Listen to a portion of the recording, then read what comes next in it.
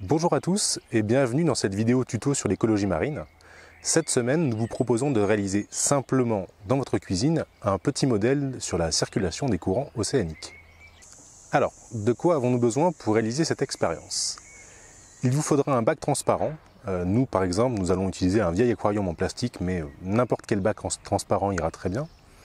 Il vous faudra également un verre, de l'eau, du sel, du colorant alimentaire et une source de froid. Nous allons utiliser des blocs à froid de glacière, mais une simple poche avec des glaçons suffit. Et une source chaude, et là ça sera un sèche-cheveux qui restera bien évidemment à l'extérieur de l'aquarium. Voici notre dispositif mis en place. Nous avons simplement rempli l'aquarium avec de l'eau du robinet et nous avons laissé reposer quelques minutes afin d'éviter les courants parasites. Vous voyez ici le sèche-cheveux qui est prêt à chauffer une paroi pour simuler l'équateur, et je vais maintenant mettre en place le bloc de froid qui va lui simuler les pôles. Je vous conseille de laisser reposer à peu près 30 secondes pour éviter les courants parasites. Afin de visualiser les courants qu'il y a maintenant à l'intérieur de l'aquarium, nous allons déposer délicatement une petite goutte de colorant à la surface. Observez.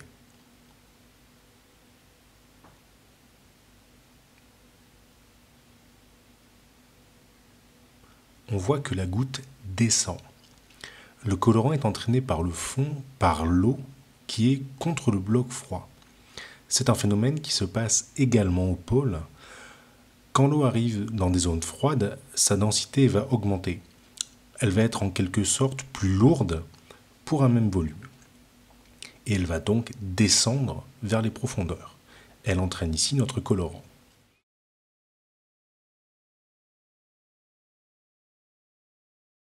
Nous avons maintenant le colorant qui arrive au niveau de la zone chaude, qui représente ici en quelque sorte ce qu'il se produit à l'équateur.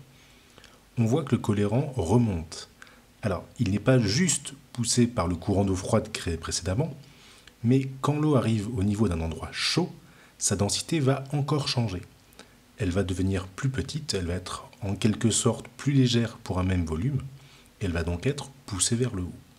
Il y a donc ici deux mécanismes qui se produisent en même temps.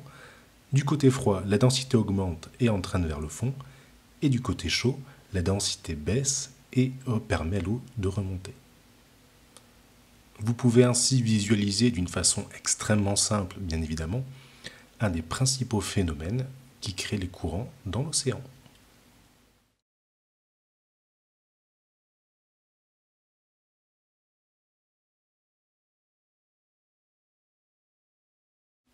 De plus, quand l'eau salée gèle, elle va se débarrasser d'une grande partie du sel qu'elle contient, et vous voyez que l'ajout d'eau salée ici augmente la vitesse de plongée du colorant.